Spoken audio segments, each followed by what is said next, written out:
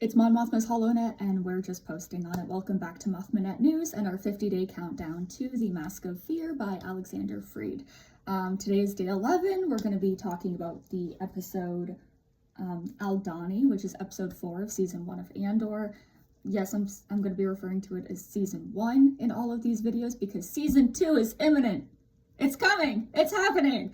And something else big that's happening. So I had applied to do a Mon Mothma panel at Star Wars Celebration for this year.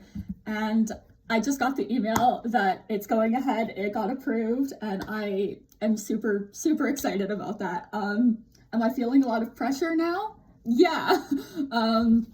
Because there is a lot that I want to get through in that panel, and there's also a lot that needs to be cut, because I was running over the loose script that I had the other day, and we're at about 2 hours, and at most I'm gonna have an hour, so a lot needs to be trimmed. I don't know exactly what is going to be trimmed, but you know, so that's gonna be a lot of fun. It's gonna be a lot of preparation, so yeah.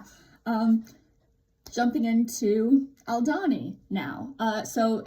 In Andor, Mon doesn't appear in the first 3 episodes. Aldhani is the first time that we see her. It's in episode 4, so it was the second week that it came out. It was because the first week that it came out, it was the first 3 episodes. So it's the second week that it came out. And so it was really exciting for me because I was very, very, very, very, very excited to see my favorite character. And yeah, so shout out to Clea, who is the first person in this episode to ever say Mon's name in an uncut live action scene. Yeah, so a lot of this episode, we just see the amount of stress that Mon is under. When she goes into the gallery to speak with Luzin, he's they have the exchange where, you know, you can tell that they get along and everything, but then immediately, once they're alone, once they're away from her ISB plant of a driver, Chloris, we see immediately how much he relies on her and her money, and she is under a lot of pressure at this point in time because she has just found out that they're watching her banking, right? Great. That's wonderful. Later on, we find out how much trouble she is in, but for this episode, it's just, you know, Luzin's kind of chalking it up to paranoia, oh, they're watching everybody, you know, everyone's going through this. It's really dangerous for all of us. Meanwhile, she's like, this is especially dangerous for me.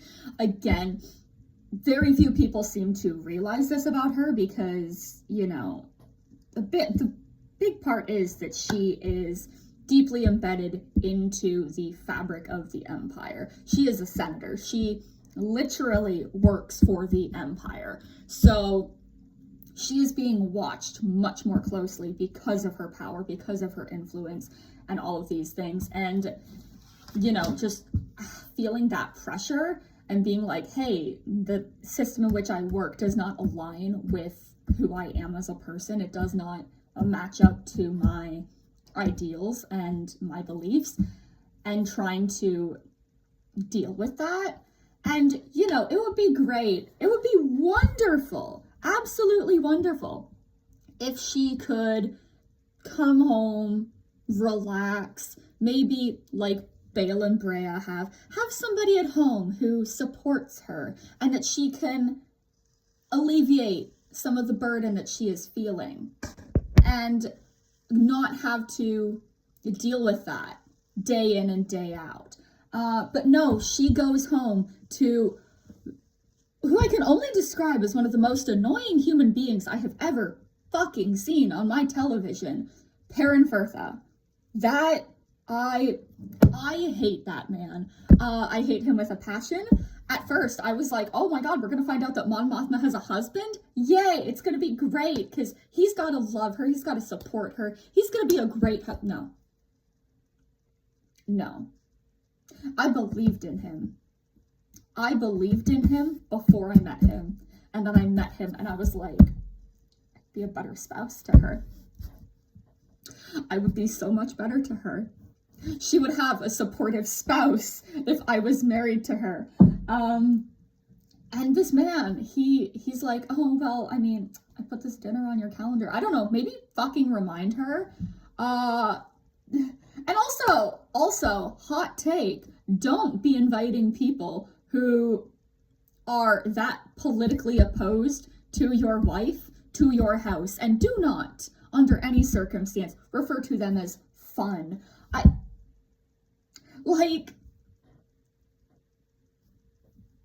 I think that there's a lot that pisses me off about Perrin, and that put the nail in the coffin. This man is a dirtbag. Actually, that's incorrect. Dirtbags are a very useful part of a vacuum. There are so many things that I could call him that would be insults, but those things are useful, or they have warmth and depth. But not Perrin.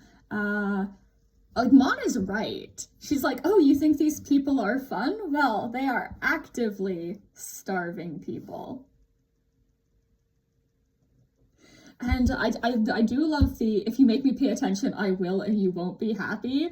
I just know that if she was forced to pay attention during this dinner, she would turn it into a freaking political argument. The Senate arena is no longer just inside the Senate building. She will bring it home. Like, if he wants to be inviting her political enemies, people who hate her and are actively trying to destroy the galaxy, if he wants to invite those people to dinner at her home,